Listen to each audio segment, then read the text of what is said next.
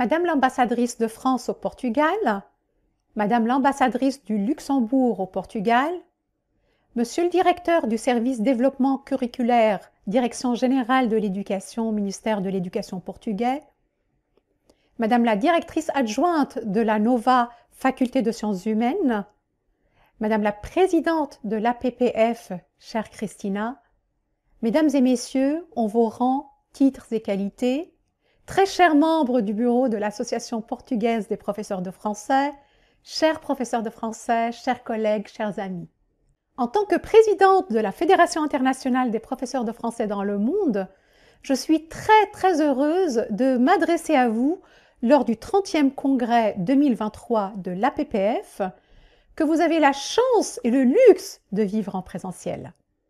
C'est un moment fort de retrouvailles où vous prenez la revanche sur la pandémie qui nous a cloués pendant 2 ans à peu près, pour ramener le contact humain au cœur des échanges. Je m'adresse personnellement à vous à distance, mais croyez-moi, le cœur y est.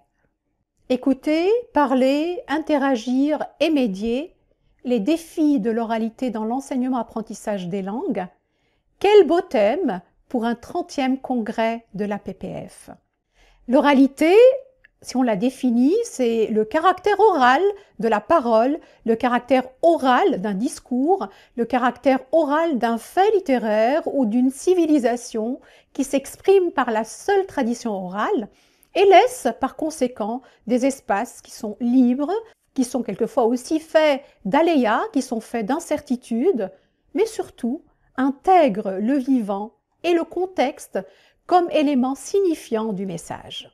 Pendant très longtemps, l'oral et l'oralité ont été, j'ai envie de dire, relégués au 2e plan dans la didactique des langues.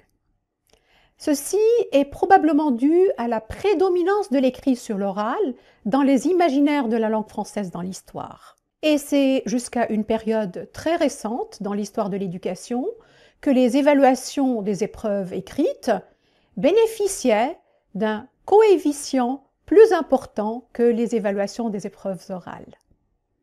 L'oral, la parole, l'écoute, l'interaction et la médiation, s'ils avaient une certaine place, ils bénéficiaient d'un temps plus restreint qui leur était accordé, probablement dû à la difficulté de gestion de ces compétences par les enseignantes et par les enseignants. Or, quand on observe les bébés et les enfants, on voit que c'est par l'oral qu'ils rentrent en communication avec leurs parents et leur environnement. L'écrit s'ensuit, comme montré dans beaucoup de recherches, des approches neurolinguistiques récentes. Par ailleurs, la didactique, et notamment la didactique des langues, essaye de se rattraper à ce sujet depuis une vingtaine d'années, à peu près pour revitaliser la place de l'oralité dans la salle de FLE, pour réfléchir à de nouvelles pratiques sur la base de nouveaux défis méthodologiques. La didactique des langues essaye de se rattraper pour former les enseignantes et les enseignants à l'oralité. L'oralité, cette compétence irréfutable dans un monde qui se transforme à un rythme vertigineux. Nous, enseignantes et enseignants, sommes témoins de l'importance grandissante du multimédia, en particulier dans les parcours d'oral et d'oralité des apprenants. Nous sommes également témoins de la manière dont le numérique induit des transformations aussi bien à la manière d'envisager l'oralité et de la redéfinir que de l'enseigner et de l'apprendre. Considérant nos apprenantes et nos apprenants comme des acteurs sociaux, nous, enseignantes et enseignants de FLE, sommes actives et actifs pour placer l'oralité au cœur de la littératie et de la citoyenneté numérique de nos projets sociétaux, mais également de nos projets de classe de FLE. Chers collègues, avant de vous souhaiter un excellent 30e congrès dédié à ce thème passionnant relatif aux défis de l'oralité, je vous laisse visionner une courte capsule vidéo qui porte sur la FIPF, sur la force de ce beau réseau de bénévolat, sur ces 258 associations, desquelles fait partie d'ailleurs la PPF, ces associations qui se trouvent sur les 5 continents de la planète, dans 130 pays, dont le Portugal, et qui compte plus de 80 000 adhérents œuvrant au quotidien au service de l'universalité d'enseignement-apprentissage du français. Je vous remercie de votre attention. La Fédération internationale des professeurs de français, vous connaissez? Elle anime depuis 1969 le réseau mondial des associations d'enseignants de français, soit plus de 200 associations dans près de 130 pays et 80 000 enseignants de français à travers le monde. Mais concrètement, quel est son rôle? La FIPF renforce ces associations en organisant des formations pour leurs responsables, pour qu'ils puissent mieux les gérer et ainsi promouvoir le français dans leur pays.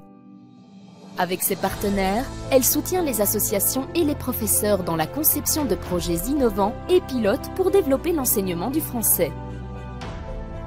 Les congrès mondiaux et régionaux à l'initiative de la FIPF rassemblent des centaines d'enseignants de français, d'étudiants et de chercheurs. Ils sont l'occasion d'échanges personnels et d'activités culturelles très enrichissants autour de conférences, de communication scientifique et d'ateliers de pratiques pédagogiques. La FIPF, c'est aussi l'organisation d'activités pour les élèves, étudiants et enseignants pour donner envie d'apprendre le français. C'est l'édition de revues scientifiques et pédagogiques qui contribuent au développement de la didactique du français et à l'amélioration des compétences des enseignants. Bref, la FIPF est au service de la communauté internationale des professeurs de français et joue un rôle important au cœur de la francophonie.